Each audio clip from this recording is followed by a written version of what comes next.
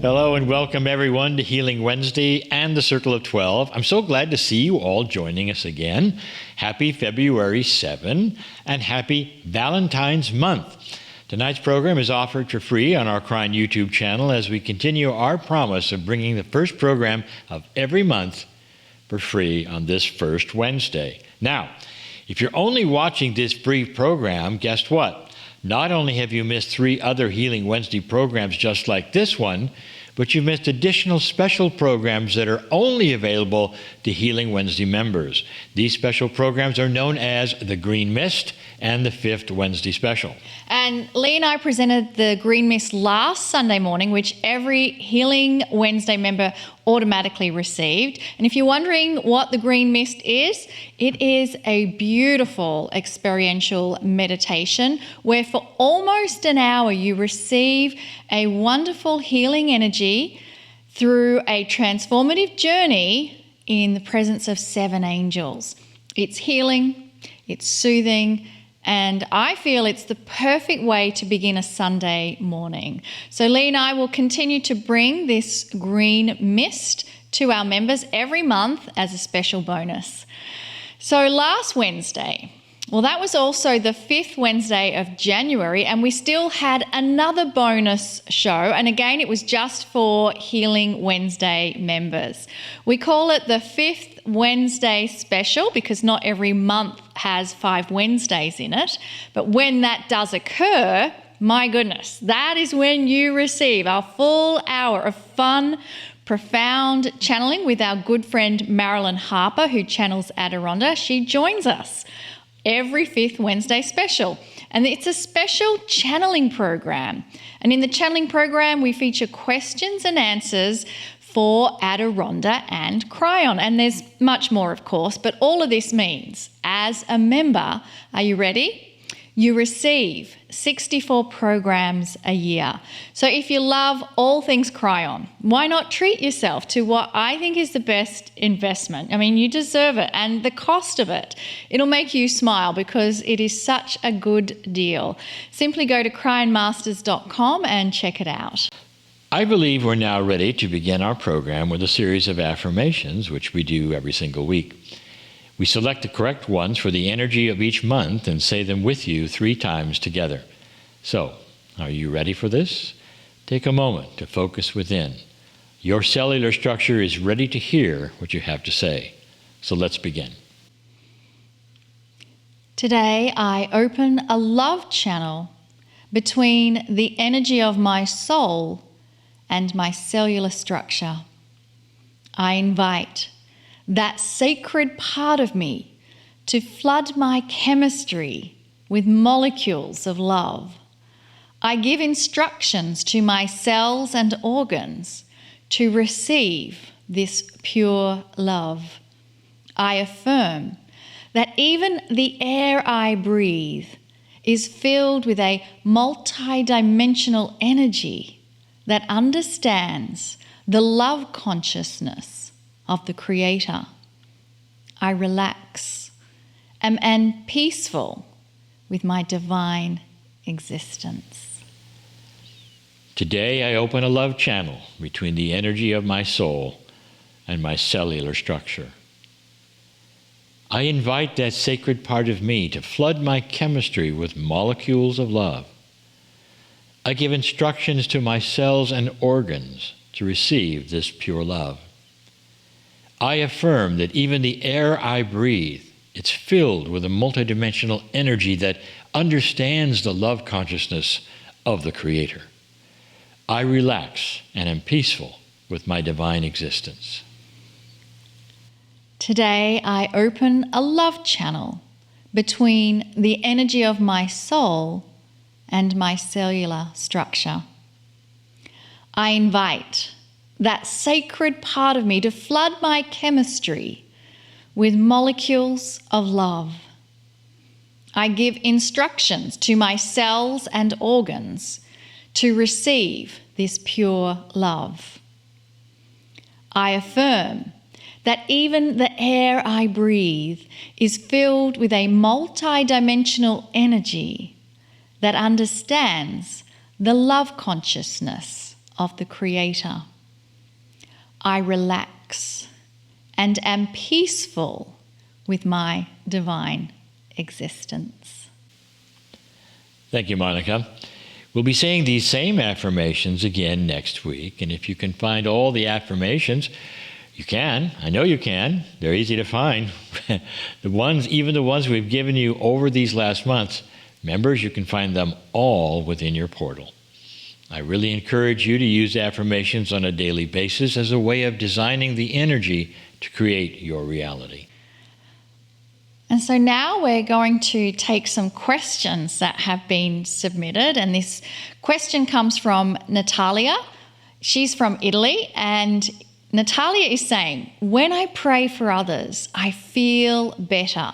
Why is that? Why do I find it easier to pray for others and not for myself? And what is the best prayer? And how do I pray in the best way? Aha, Natalia, you are trying to trick me. Others have done this same thing. You've just asked 3 questions. And the really nice thing here is that I have answers for all of them. Even though you're only supposed to answer, make one. I'll do all 3. Here are the answers that Kryon has given, both in channel and that I also have given before in many other ways and times. Okay, the first question you ask, when I pray for others, I feel better. Why is that? The answer, I love this, welcome to the very real attribute of what Kryon calls compassionate action. And the first attribute, you feel better when you pray for others. And the why of that is because spiritual things are not like physical things. Instead, compassionate action creates things like kindness, caring, and a love that soothes the soul.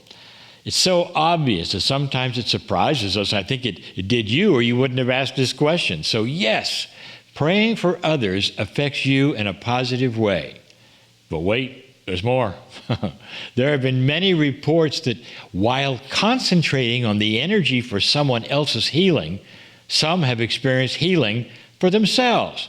Did you get that? While healing others, some get healed themselves. Does this all make sense to you? I love this. So that's still in the same cause and effect bag with compassionate action. The bigger truth that Kryon has been telling us for years is that compassionate action is a two-way deal, and it creates peace and healing for both those giving and receiving. And again, Natalia wouldn't have asked this question if she wasn't feeling it herself in her own reality. Okay. Next, Natalia asks, why do I find it easier to pray for others and not for myself? It's a trick, Natalia, from your subconscious, which has been absolutely programmed to make you think you don't deserve it. We've talked about this before, and we have guest after guest on this show who have studied this effect for years and have come up with programs, courses, videos, books, explaining how to get people out of their existing cultural program that says that they don't deserve anything. And even tonight's guest, who you're going to meet soon, is one of them. All kinds of dark stuff is buried deep in your subconscious, and you don't even know it. But the big one is the lack of self-worth. It's like this. You ready?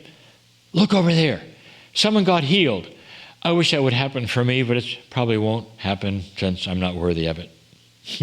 Heard this before? I think I've heard this before in my own cellular structure and thoughts. Perhaps it was your parents or your siblings or your church or your teacher at school, somebody along the line of life that most of us were told sometime we didn't deserve it. We didn't deserve the love of God. We had to do this or that in order to get it. But I disagree. Kryon disagrees. Yes, we do. We deserve it. And many are starting to awaken to a bigger truth. Pay attention. And that bigger truth is not another religion. It's a self-realization that you deserve to be here and you deserve to have good things in life. Finally, Natalia asks, this is the third question, what is the best way to pray? Kryon has repeatedly given us that answer and the instructions for yourself, for others.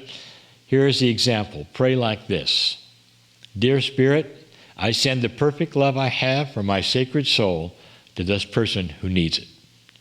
Send this person, or even me, peace over any circumstance, then love flowing through every cell. Let the results of this prayer be greater than even I can imagine, and let it meet the needs perfectly. This or something better. I love you, Spirit. I love my soul. I love the one who created my soul. I now understand that I deserve to be a superhuman in kindness, compassion for myself and those around me. I really love, Lee, the further explanation about compassionate action. I think that helps all of us greatly, how we can send It's not that much energy. of a mystery, and I love the question because I get to, you can tell I get excited about Yes. it. As we help others, we help ourselves. It just happens this way. It's so beautiful. So there's another question, Lee, and it comes from Tracy, and Tracy is in Florida in the US and is asking, what guidance does Kryon give in regards to teaching young children spiritual truths? And Tracy's asking, are there any books written and recommended? I think there are two questions in there, yet again. We need to review the suggested rules in the portal about only one question. Tracy, I answered 3 questions the last time for Natalia. You're going to get these 2 answers. First, let's review what Kryon has always asked a parent to do with very young children, which is different from what often is done.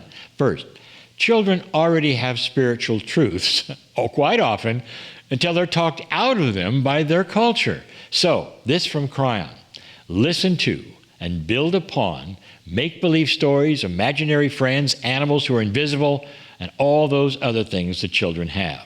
In an older energy, parents discouraged these stories, told children to grow up and stop believing in fairies, they'd not make it in the big world if they continued those childish things. Now, however, Kryon tells us that very young children are often still connected to the world of interdimensionality. They're still fresh from the other side, where invisible things are reality. Kryon tells us to work with them in these visions. Don't ever tell a child that they're foolish or to stop those stories. Instead, tell them a truth they need to hear. Like, for instance, this one, recommended by Kryon. Dear one, later as you grow older, these imaginary friends and invisible worlds will become less and less. It's all part of the plan of love from the Creator who made us all. So never feel bad or think that you've lost them, because you haven't.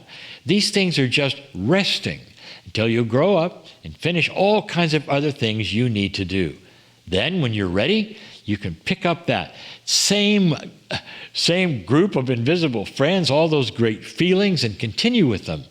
They really never left. Do you like that statement? Kids will love that.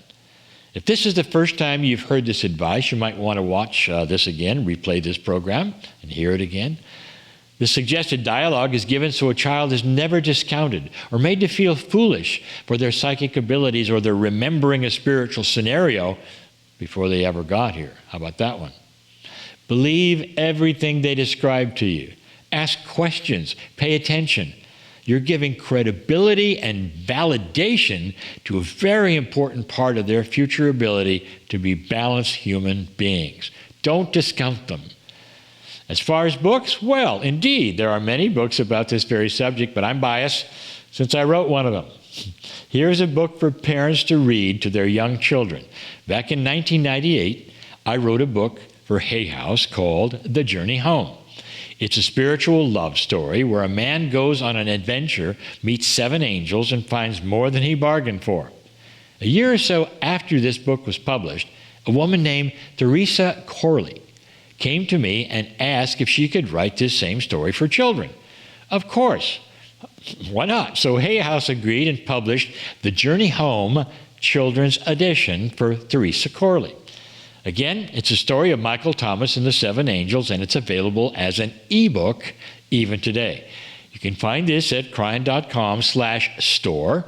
Look in the book section on my store as The Journey Home Children's Edition.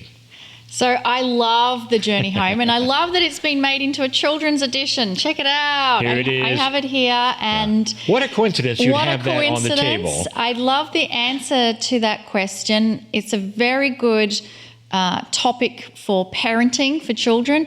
And in the Lemurian Teaching Wheel course that Lee and I did, there was a question in there that I asked: how do you teach duality to children? How do you describe the other side of the veil to children?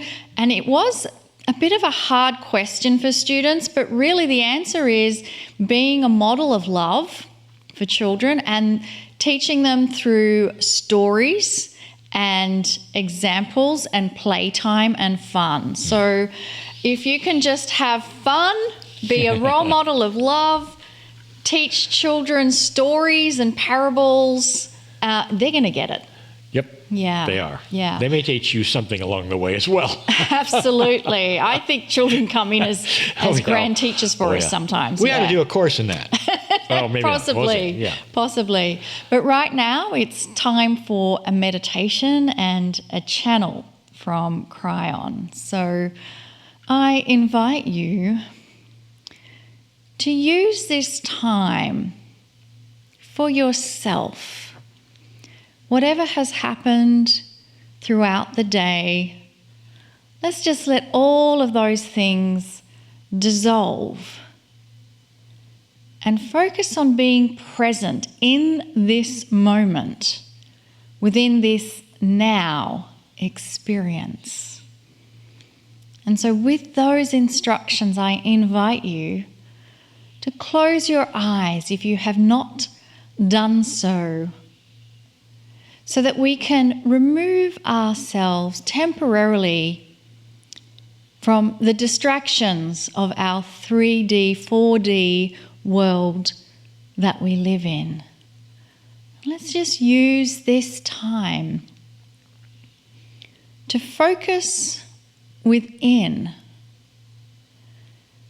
Tune in to the energy of your own body right now. Are there any messages coming from your heart area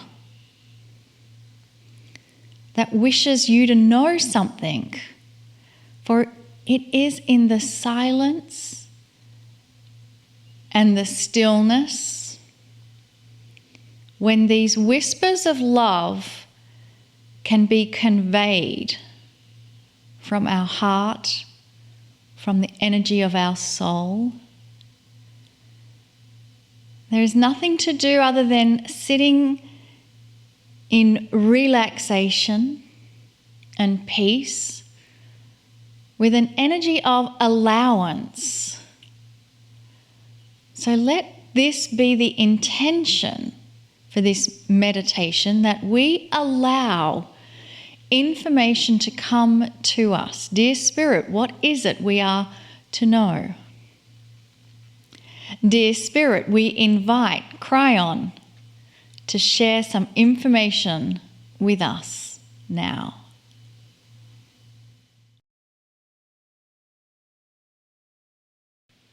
Why is change feared so much? Greetings, dear ones. I'm Kryon of Magnetic Service. I want to talk about change. It's odd, is it not, that if you say, well, things are going to change, immediately there's a stillness. Oh no, don't change anything. We're going to talk about change this month.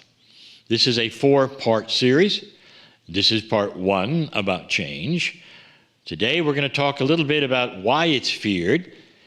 Then we're going to talk about other aspects of change. Can a zebra change its spots? Zebras don't have spots. Can it change its stripes? Can a leopard change its spots? Can a human do the same? Is it possible, in other words, for a human to become something they're not? That's the metaphor of all those spots and stripes. Can a human change themselves chemically? Is it possible that you yourself could change your own body to make it different than perhaps you were even born internally? How about the change of Gaia? What's going on there? All of these things will be discussed. But let's first talk about this: fear of change. If you take a look at the reality of change, most people don't like it. And that is an odd thing because quite often, change means improvement. Sometimes, if not at least half the time, changes are in upward motion because of what you have learned. And then that creates maturity. The maturity creates the change of good things. If you look at someone's life over a period of time, they often change and change, climbing what you would call a social ladder, becoming more abundant. So you see change often as actually practically a good thing, but there's still all this fear around it. Why would that be? The first thing we have discussed even today in the questions and answer is that there is an overall feeling of fear of change because most change seems to come from an authority of some kind, whether it's an authority figure, whether it's your government, whether it's those you work for, whether it's a cultural thing, and quite often those are negative. And so you become afraid of negative change, even though quite often it's not.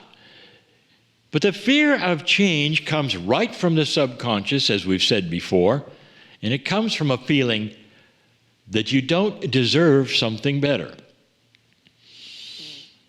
But you do.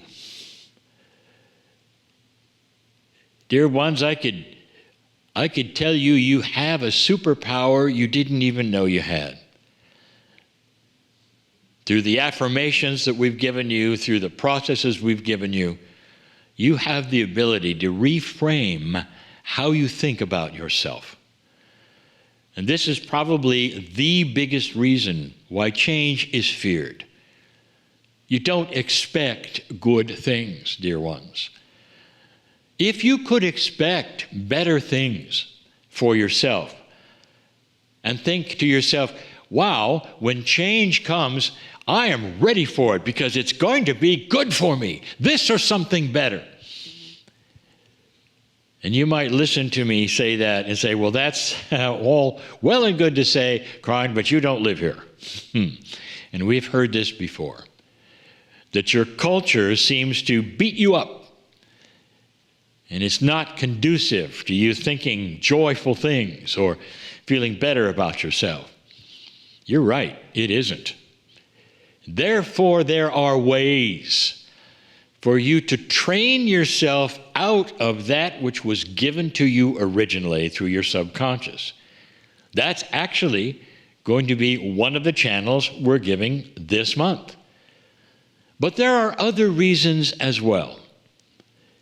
Sometimes the changes that you receive are profound. They're not changes that are subtle. Sometimes they're an awakening kind of a change, where there is a sudden realization that things are different from anything you were ever told. You might think that an awakening kind of change would be good and received well. It often is filled with a time of adjustment and fear, apprehensiveness, emptiness. And here's why. The other reason that change is hard to receive. In this culture, it's common for parents to have the mythology of Santa Claus. And then as a child grows up, at some point in time, the child is told, well, that's not really Santa Claus, it's us. And many times the child is taken aback and will go to its room and even cry because the mystery is taken away. The sleigh and the reindeer is gone, and all of the magic disappears instantly. Now, this is common in the culture, but you could even see the child's reaction is very similar to your reaction when you awaken to a grander truth that's not anything you were told. And part of the reason why this is so difficult is because those who gave you the original information were authority figures who you loved and trusted. And this is common with belief systems. Perhaps you're disenchanted with something you believed originally, and you're having a hard time switching that, but the more you look at it, the more you realize it's not what you were told. And then you go back and say, well, who told it to you? And you say, well, it's people you loved and people who you trusted. And then you say, well, if I change my mind on this, it's really a betrayal of my love for them. No, it isn't. Here's what I want to tell you. No matter what you were told, perhaps it was by those you trusted in your belief system, in your political system, in the parental system. Perhaps it was any of those who you loved and trusted. They were giving you the best they had. They were not tricking you. They gave you what they believed was true. And as you grow, as you mature, as you capture the essence of your own soul and your own wisdom, something starts to happen. The Akash of the human being starts to be activated if you allow it. When you start giving affirmations and say, "Dear Spirit, tell me what it is I need to know," you're opening a door. It's a door of greater truth. And in that, your Akash, which is all the lifetimes you have lived, starts to activate and give you information that you really didn't have before. Here's the way things work. Here is a truth you are not given. Here is what you'd learned in past life after past life as you grew up that is now available to you like a giant school that you've graduated from many times. And so much of it is in conflict with what you were told about you. This is sometimes difficult. The conflicting information, again, has a feeling that you were either tricked or something else. None of that is true, dear ones. It's you growing up. It's you receiving information about Santa Claus and moving through the emotions of that until you get to the bigger truth of compassion and kindness. This is why there is so much fear around change. Not just fear, but anxiety. I'll give you a mantra. I said it over and over. Dear Spirit, I accept change because it'll be this or something better.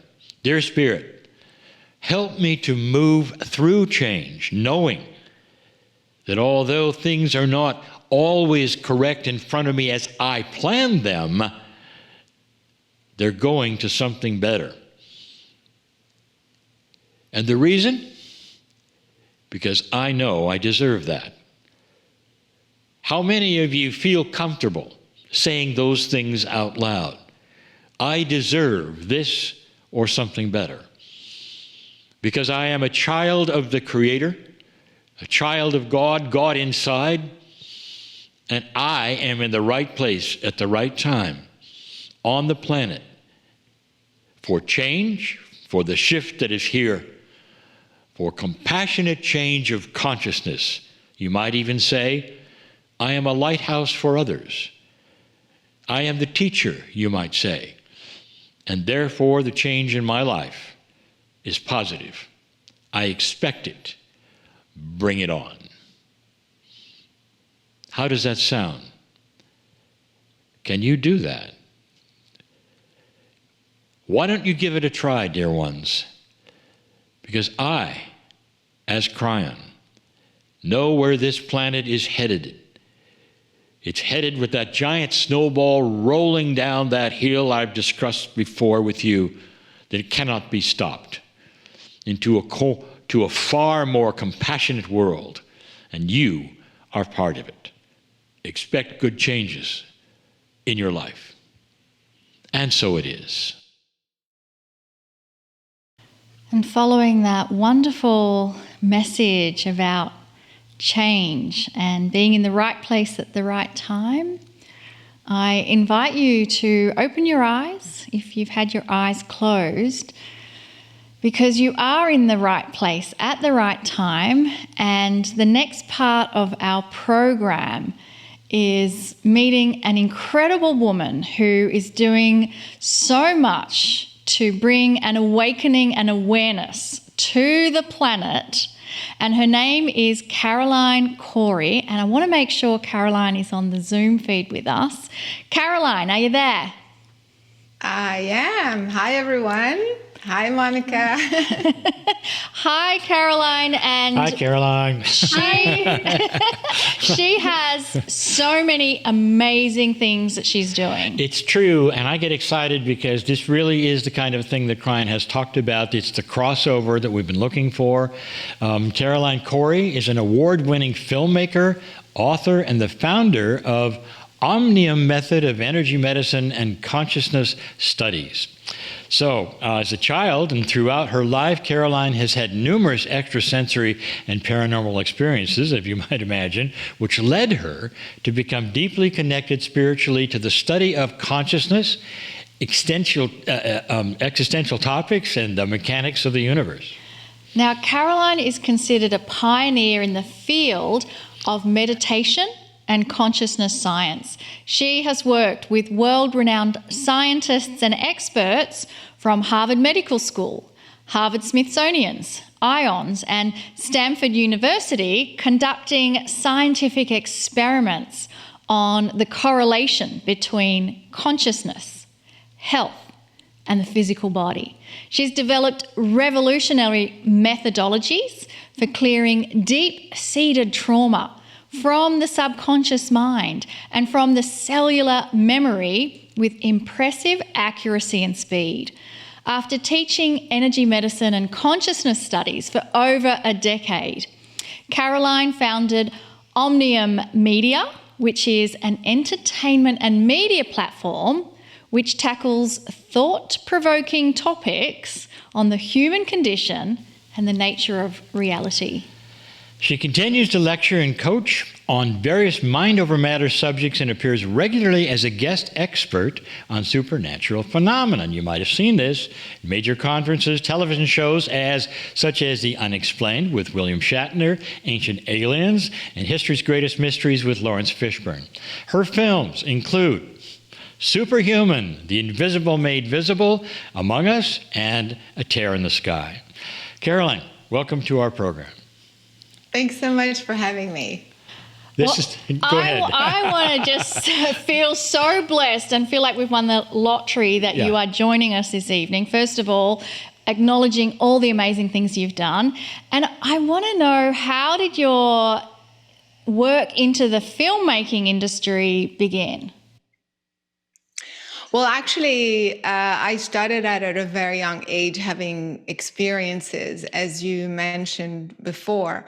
And from there, I started to, as I grew up, I wanted to understand how is it possible that you see subtle energy or you see information without anybody telling you what it is beforehand. You would see things that would happen to someone or with someone, or the root cause of a medical issue and things like that. So because I wanted to understand the mechanics of it, I started to experiment myself with different types of consciousness methodologies. I started to investigate different types of meditations, perceiving dimensions and things like that. And after I came up with several methodologies for healing and consciousness expansion, I started working with hundreds of people and teaching hundreds of people around the world. And we would get validation after validation after validation that I thought, wait a minute, this stuff is real. This is not paranormal. This is normal. We just don't know how it works. And so I started working with scientists. And as we started getting incredible results with scientists, I thought the general public needs to know about this. And I started to make films. The first one, well, I mean, I made a few. And also I had studied film like a long time ago, but I never did anything with it. So this was the perfect opportunity to start making films on these subjects. I love that you brought everything that makes up you into an expression of what you have discovered. And so if anyone's listening here and you've kind of studied a degree or you've had a job and you think, how is this relevant to my life? I think everything we do in life is always driving us forward to the path that's yet to come. So something had to happen early on, I would imagine.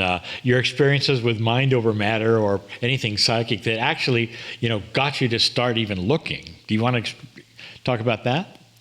Yeah, well, the first experience is when I was 5 years old. This is where I remember I was just there, and all of a sudden I saw these beings, these light beings that just showed up. And I realized that I could see them, hear them, sense them, but nobody else could. And so, they kind of showed me how we were communicating. Obviously, it was telepathic, and how my brain was translating their energy, their thought form into a language I could understand.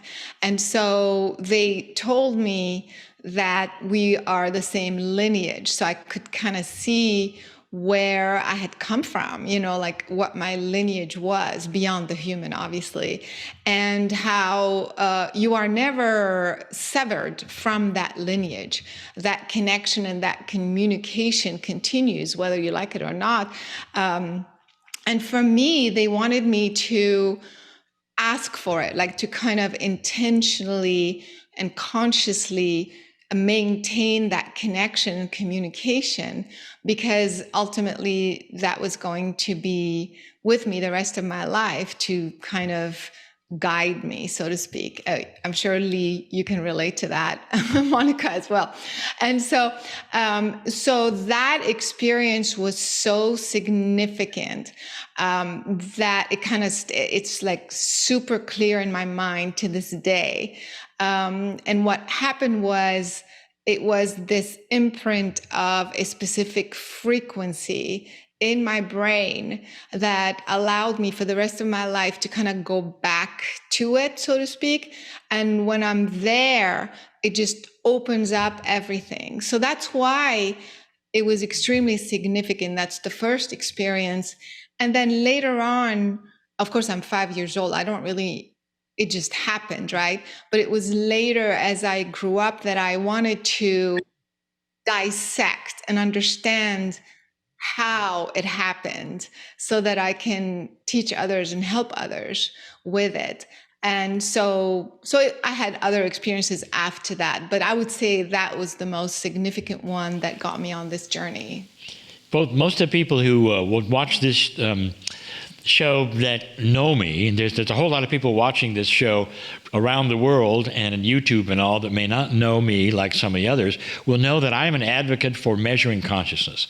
That we've always said that consciousness is not a subjective science, it is a real science, and can be, there'll come a day when it'll be part of science. Do you agree with that?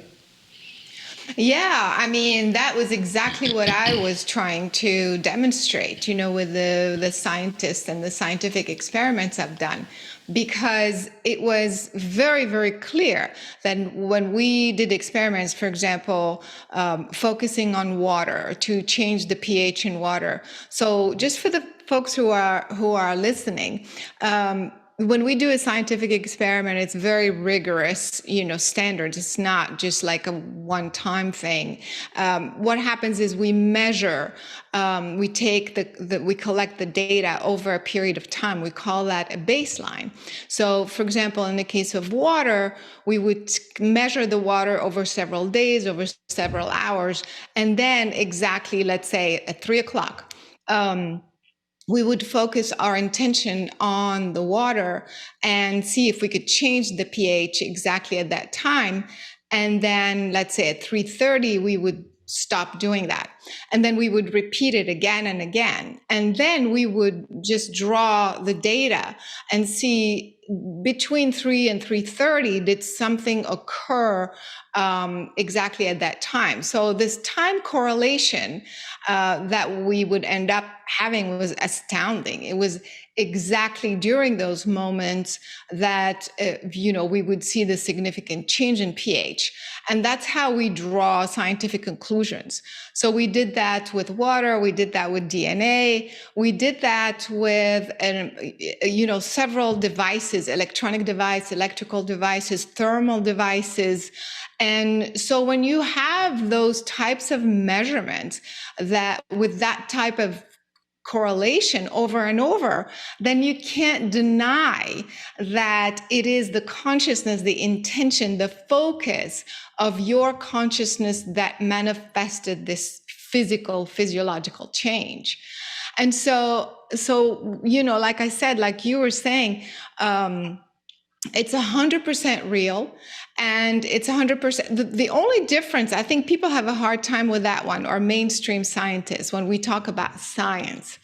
So what happens is that the subjective aspect is also part of it. So for example, one day I'm going to be able to change the pH in water by 1 decimal. The next day, I'm going to be able to change it by 3 decimal. And then the third day, maybe by 2 decimal or by none, and then go back. So what happens, it's because it's my consciousness is my entire being that is interacting with the object, and so or the substance. And so I am not the same every day. As you know, I am energy, I am frequency, I am emitting and receiving energy. Some days I'm tired, some days I'm, frustrated or whatever. So all of these come into account when you are creating that sort of scientific data collection. So that's the reason why sometimes on the day, for example, that it doesn't work, the mainstream scientists will go, see, it doesn't work. But wait a minute, technically it should never work. For me to be able to move a physical object that is in a Faraday cage, even if I did that once and never did it again, technically it should have never happened, you see. And so that's where they don't want to go there. And that's the struggle we have with science. Indeed it is. And we have so many examples ourselves and the stuff that we have seen and done. Here's another one. If you start opening consciousness, you have to start talking about multidimensional things, because I believe consciousness has a multidimensional aspect to it. But then you get into, it has to also, I think, have a spiritual complement to it. What do you think about that? Yeah, absolutely. The spiritual aspect is also so important. So, for those who have a hard time, I feel so blessed and so lucky that at a young age, I was able to have this direct connection with spirit, with non-human consciousness and intelligences that I know for a fact that it was real. And so, by the way, I wanted to also say that as I grew up, I was still processing what had happened throughout my childhood. So I went into the field of psychology. I went to college to study psychology to first figure out what was going on with my mind. I was like, maybe I'm crazy. Like, maybe I made this up. Maybe it's a projection. Maybe it's a hologram. I wanted to make sure I didn't have some sort of malfunction in the brain. So I studied psychology. By the time I got to the graduate school, I was like, this is ridiculous. It's like I was way past, what they were teaching, which was very intellectual. And we are talking about unbound, infinite consciousness. We're not talking about just, the brain projecting images and things like that. So I was convinced I wasn't crazy. And so that got me more interested and more convinced that this was very real. I forget now what your question was, but you're answering my question, even if you've forgotten what it was. Spirituality. Yeah, and that is that spirituality belongs right at the center of the study. I don't think you can study consciousness without admitting that there has to be some element of spirituality in it. Yeah, exactly. So once I became very convinced and I realized it's not just a psychological thing, it's a spiritual thing. That was the Yes. Yeah, it's a spiritual thing. It's your being. It's who you are that is interacting with life. It's not just how you process cognitive information. So it's 100%. It's even Einstein at the end of his life started talking about the soul and the spirit, because science is going to go as far as it's going to go. At one point, it's going to hit that wall, and that wall is admitting that you are a spiritual being. You are consciousness that is really unbound, that is absolutely infinite, that just inhabits this finite physical apparatus for a short time. But that's not who you really are. I couldn't agree more. And as you just said, scientists will eventually hit a wall that they cannot go beyond, because as wonderful as our intellect and logic is, there is a ceiling that it hits when you get past logic and intellect in a 4-dimensional construct. So I have a question. With all of the scientists that you have worked with, I'm sure that they have varying degrees of beliefs and awareness and levels of intuition of what is beyond the 3D. Are there any scientists that you worked with where their skepticism was there, but following the evidence and experiments, something shifted for them? Yeah, it was during the movie A Tear in the Sky. So for those who haven't watched it, it's really about UFOs. But the way I went about it is the scientific method. We try to set up a scientific experiment in 3 different locations at the same time to try to triangulate and collect data from 3 different points. And so on the team, I had 2 scientists that were totally hardcore mainstream scientists. So we literally were butting head about certain topics. We literally could not mention the C word. C means consciousness. It was like, they'd be like, there is no such thing as consciousness. And I'm like, you're conscious, it's so strange. So anyway, this particular film, I was okay with the way, the approach. I actually wanted it to be very sciencey and very mainstream scientist, because that had never been done before. We saw like the CE5 and the communication with angels and ETs and stuff like that, but no one had done it strictly scientifically. So I kind of went along. I was okay with it.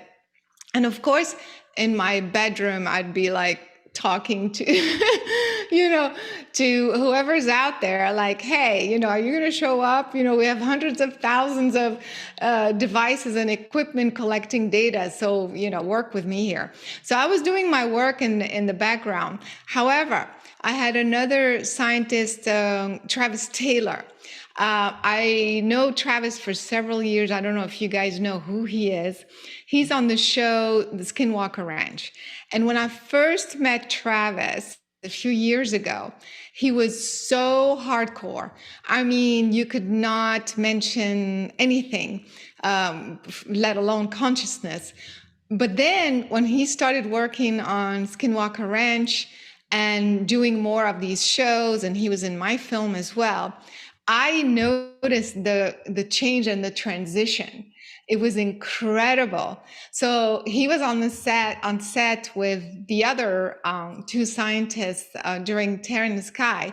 And then I watched them have this awesome debate. So the two over here were saying, there's no such thing as consciousness. And Travis would say, but what are you talking about? There are many experiments, done on this, Dean Radin and all sorts of scientists have demonstrated that. And you're talking right now, you're conscious. So it was very fascinating watching the two, one scientist completely transformed and the other still in the old paradigm.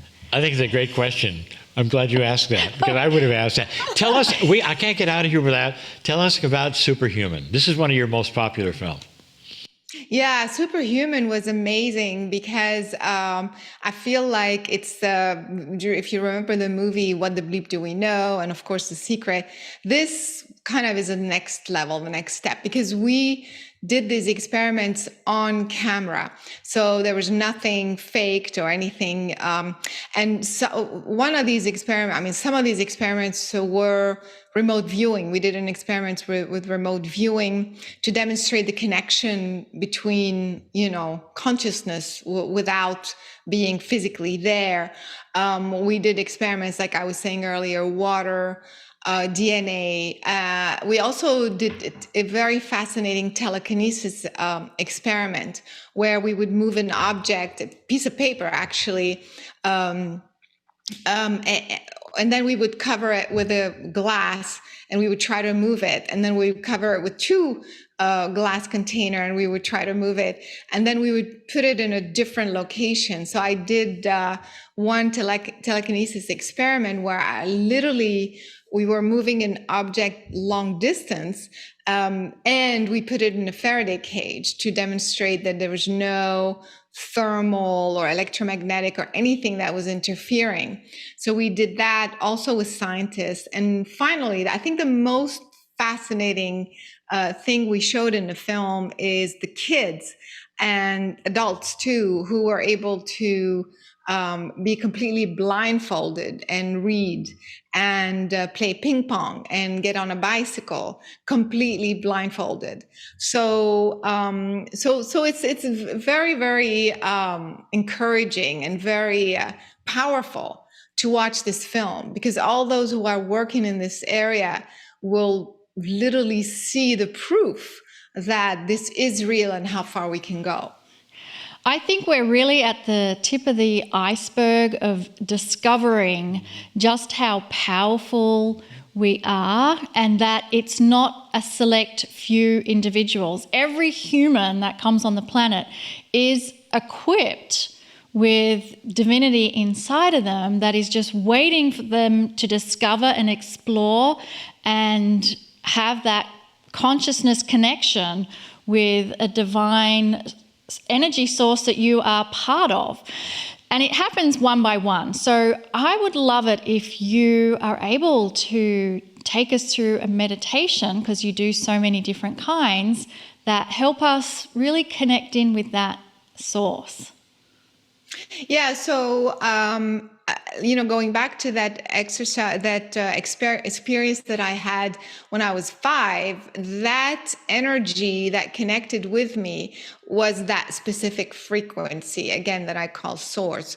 And I realized that when we go back there, we basically reconnect with our original essence, like original self before any incarnation, before it's basically as you are created as pure consciousness. And I realized that aspect of you knows everything about this aspect of you, you know, where you're going, who you are, what's happening. So I created this meditation called Connecting to Source. And so the more you do this meditation, the more you align with it, with that frequency, and it helps you bring clarity, feeling centered and calm and moving forward. So we can do a quick 5-minute version of that. People can also see it on my YouTube channel and website. It's free of charge, but let's do it together, because then we can tune in with the people who are here and those who are coming to watch this show. So sit up straight with your feet flat on the floor and close your eyes.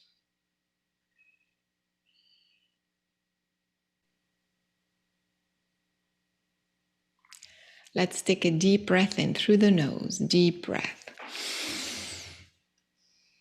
Exhale through the mouth.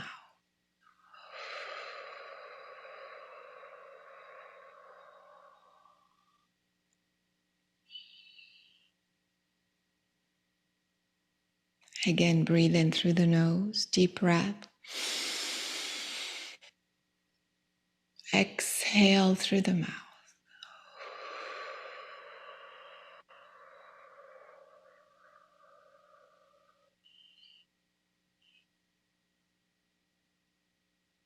One more time, breathe in through the nose, deep breath. As you exhale through the mouth, relax. Bring your focus to your heart, to this moment in time.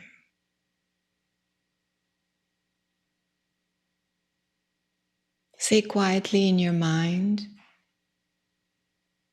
I ask and intend to create a sacred space.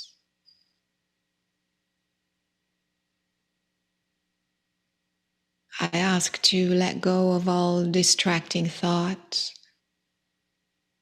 distracting energy, distracting information.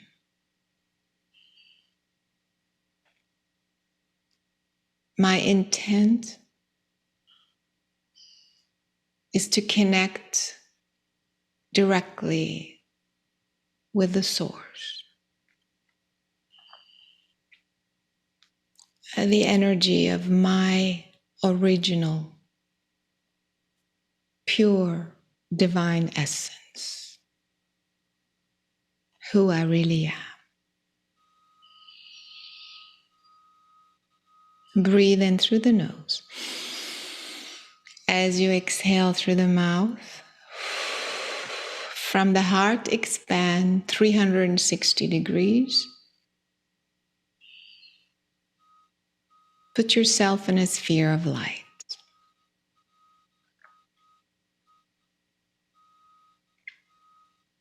Now imagine that you can extend your sphere, creating a bridge that goes upwards through space, travels through space, through the galaxy, through the universe, and you find yourself right at the source. Take a moment to feel, see, sense your original being at the source.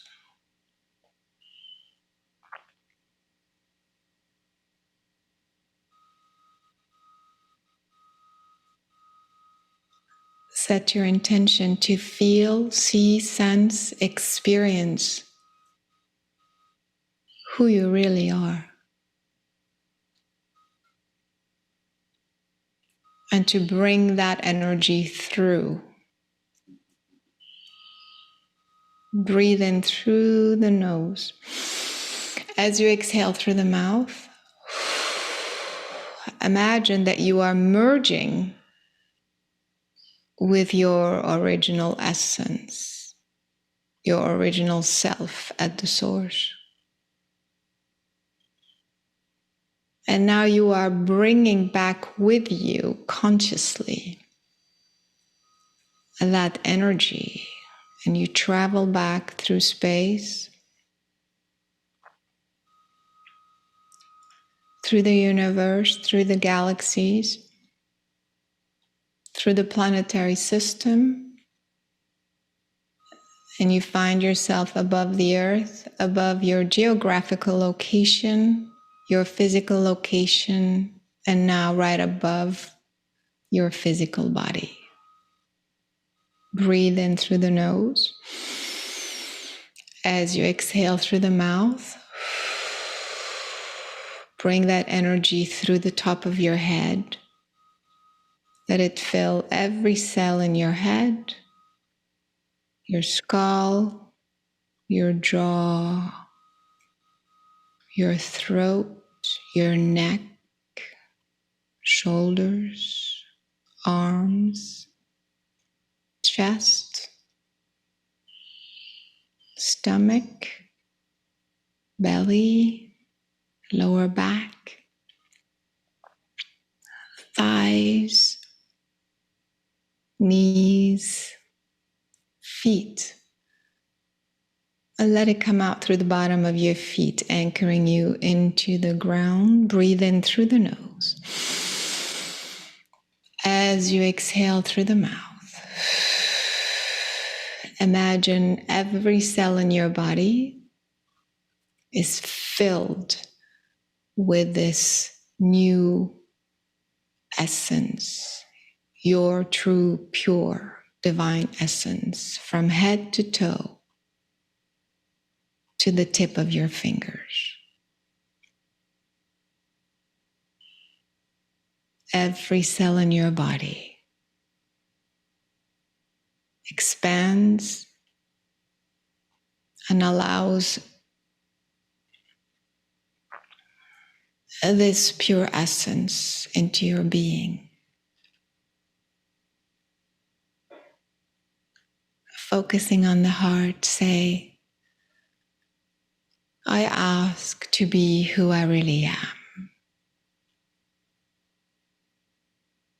My true, pure essence in this physical form. To express my true essence through this physical form.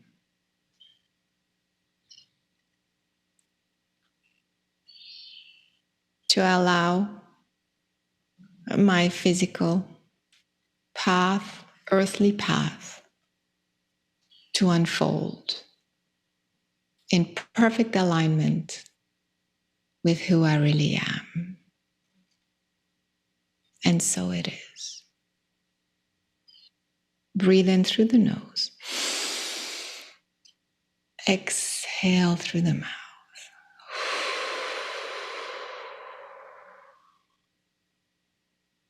And whenever you're ready, open your eyes.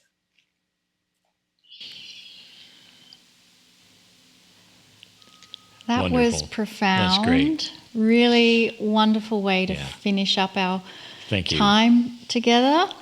And for those who want to connect further with Caroline, her website is carolinecory.com. And if you're interested in her films, why wouldn't you be? omniummedia.com is where you go. You can look for those links in the chat, and if you're watching the replay, scroll below the video to see the replay, or the website links rather. I'm still in that space. Yeah, I know. It's hard. It's hard to talk when you have Exactly. But tell me how you're feeling. Can you share what you're feeling in your body? I just go into these things so completely. As soon as you started, I'm floating.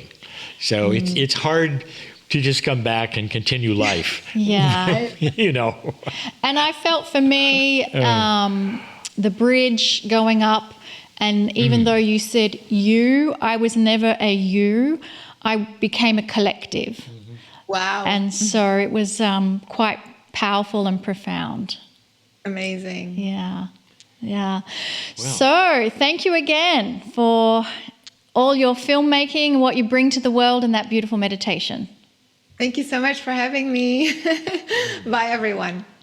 Bye-bye. And we are now going to take a short break, and then we'll see you back here for the Circle of 12.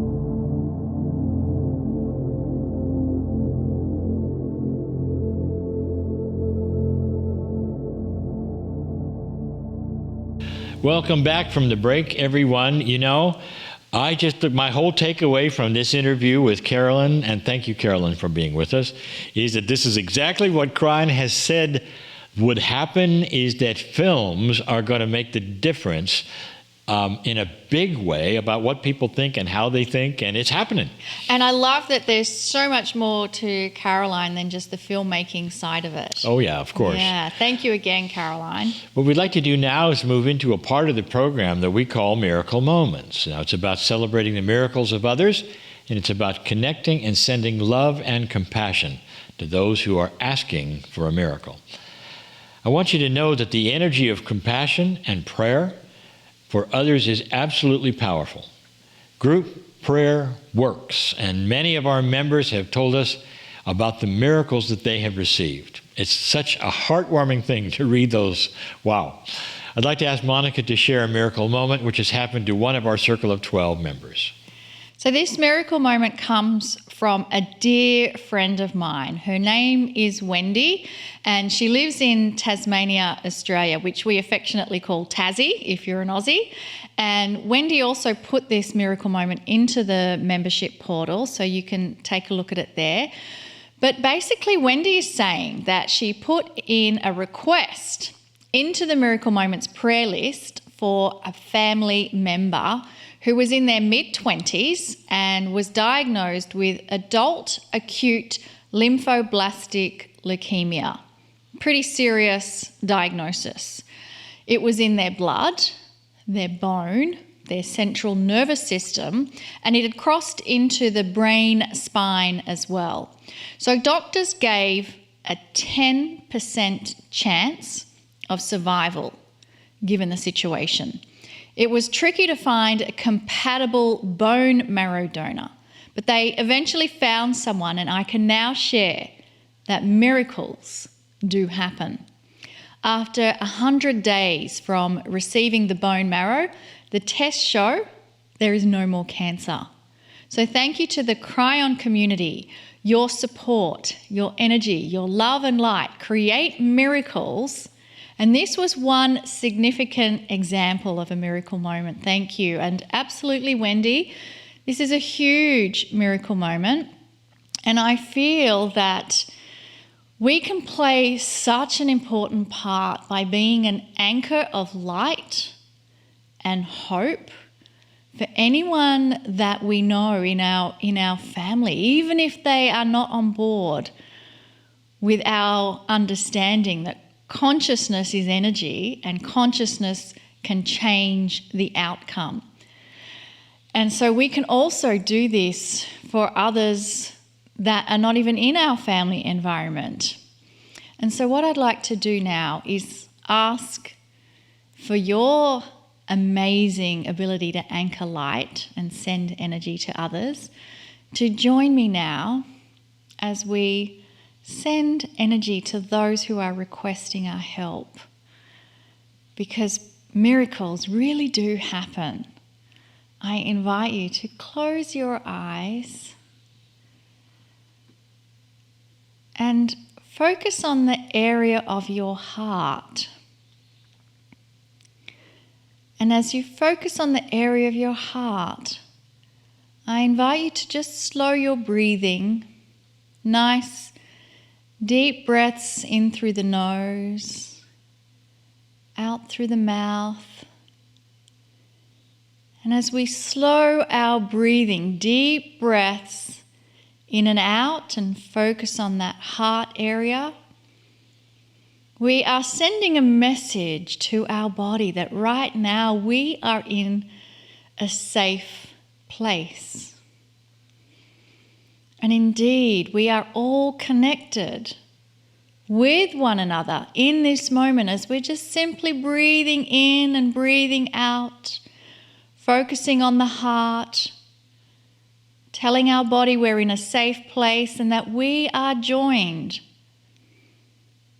with many other beautiful souls doing the exact same thing with the intention of allowing ourselves to receive and transmit the energy of love of unconditional love, of peace,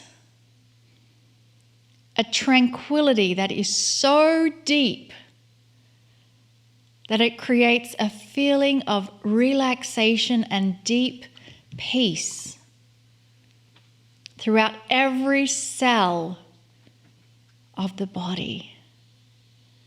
And in this state of relaxation and peace, we emanate a field of love that we have created in coherence with each other. And our intention is that this field of love permeates the cells of those who are requesting our help.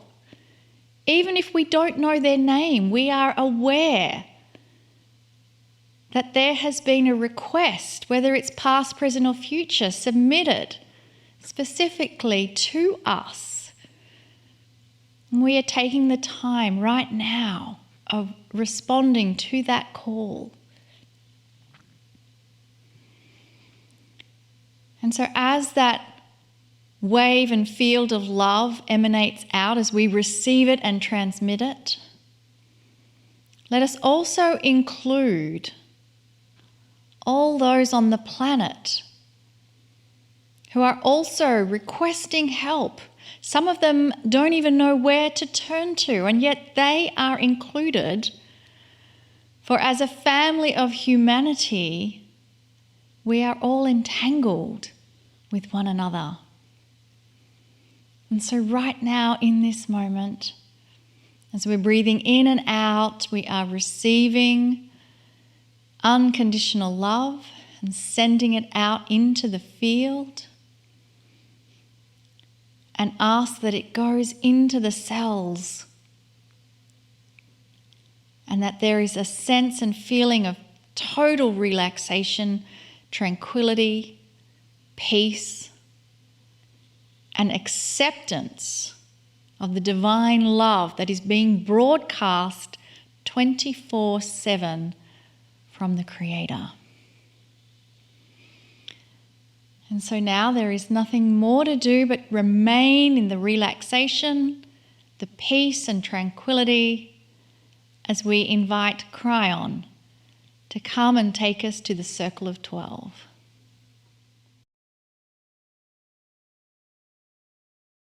Greetings, dear ones. I am Kryon. Come a little closer. Let us continue this broadcast of love. The energy is set for what I wish to give you this evening. This is the circle of 12. And there are so many here, perhaps for the first time, that would not even know what that is. We'll call this an interactive meditation, but it's more. It's an invitation for any meditator or anyone who considers meditation as a tool, that energy can take you in places you didn't expect. This has been the way of it for eons in certain cultures, where they realized that they could meditate and change even the structure of their body, the reality that they have in front of them, the things that they considered real, all changeable through this energy of a human meditating. That is the idea here, that you would be able to cross a bridge of reality, and you would cross the bridge into another part of you, a grander part of you, the original part of you.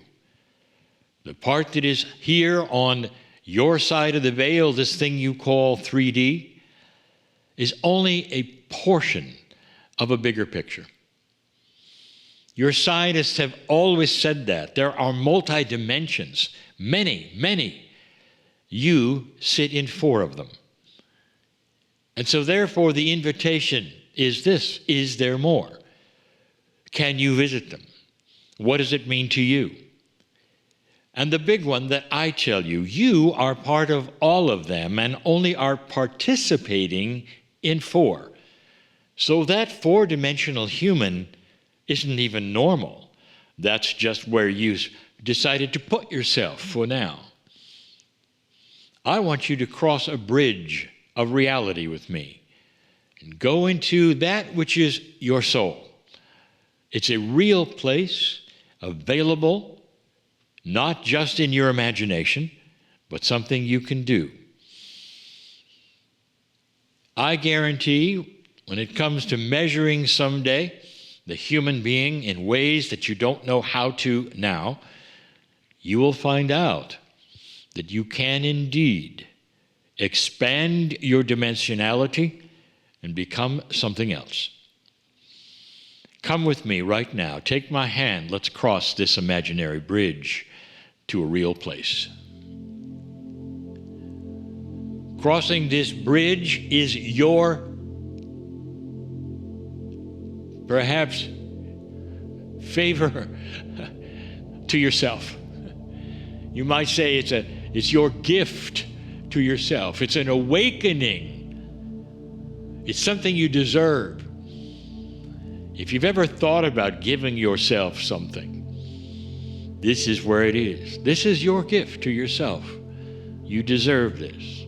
It's your right, you might say, to expand that which is your own reality into a bigger you. You cross the bridge with me into that energy which is so beautiful, so perfect. Some have even called it a golden energy.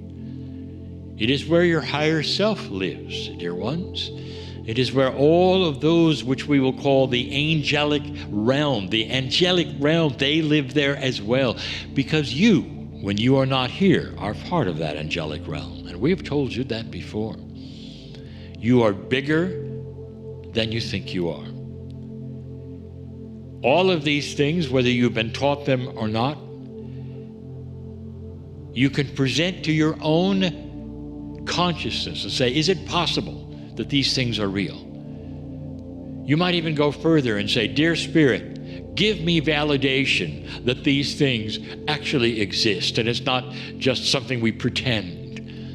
And when you give this, you are giving permission for truth. We have said this before. When you start that kind of a self-examination, you get results. And you start to realize there's always been more than you were ever told.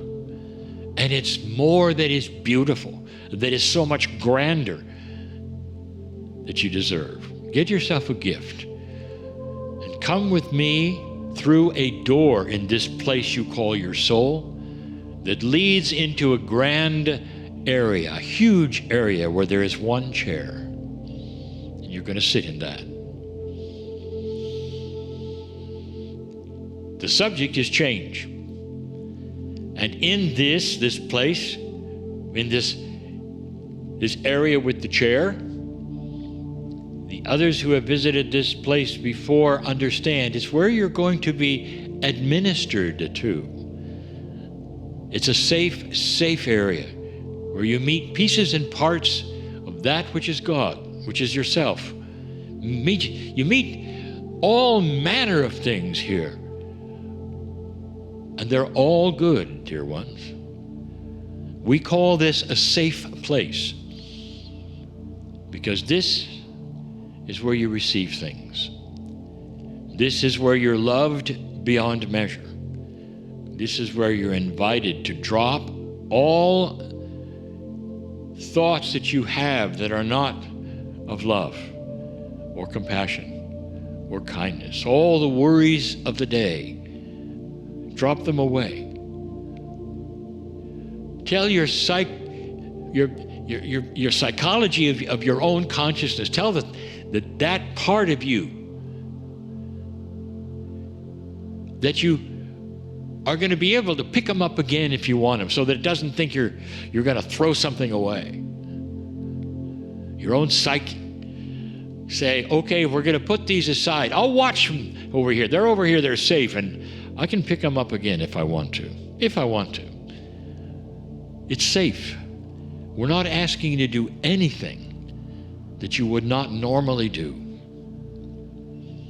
except this: expand that which you believe is possible. Change.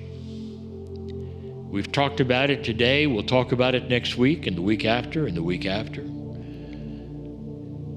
And so we wish to give you right now something. Sit in the chair.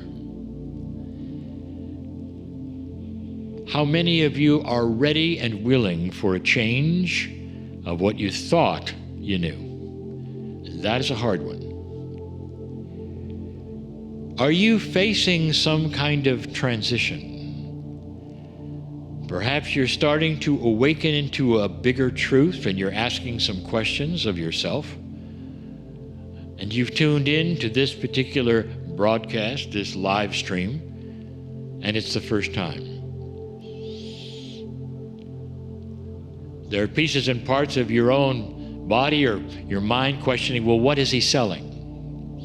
When is he going to get to it? When is he going to start the idea that there's another religion that you have to join? I want you to get ready for something you don't expect. There is no religion. There is no selling here of anything that you have to do except consider allowance of awakening to a bigger truth. If there is a bigger truth, will you allow yourself to hear it? If there's a bigger truth, will you allow yourself to see it and experience it? And if that is so, what do you do with it?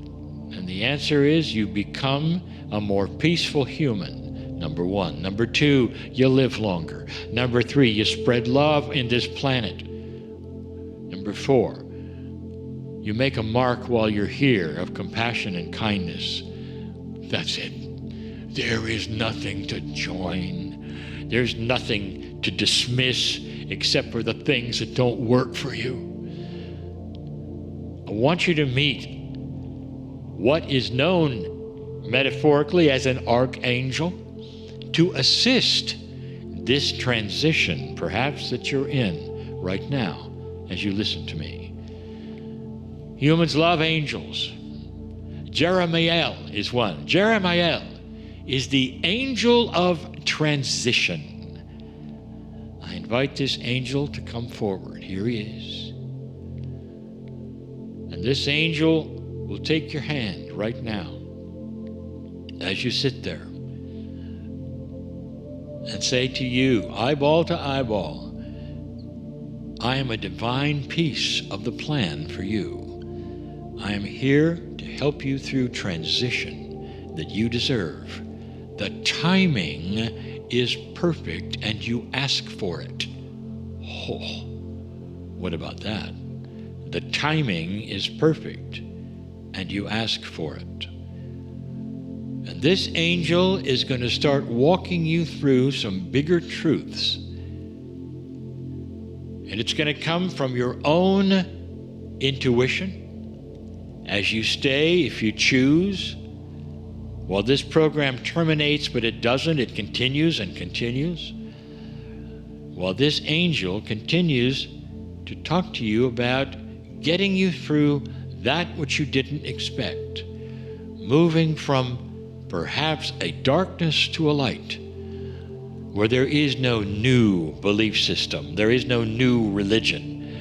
But instead, it's like awakening from a coma, where you wake up and you go, oh my, oh my. I didn't think I would see this unless I had passed over, but it's here instead while I'm alive. What an idea, what an idea that you could have this kind of love wash and peace. And you could take the hand of angelic beings and God while you're here on earth. It takes you expanding to another dimension to do it, dear ones. And that's what you've done today, tonight. The invitation is to expand beyond that which you have believed you could expand to. The invitation is to get bigger than you thought you could be spiritually.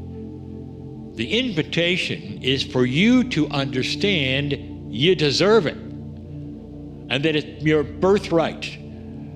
The birth that you have from the soul onto this planet has a birthright, and this is it. You can find a bigger truth that is you, that is your soul, where you came from, what you belong to. A bigger picture of your magnificence. Stay with this angel and let this angel start to tell you about transition into places you didn't expect, change. Stay. And so it is.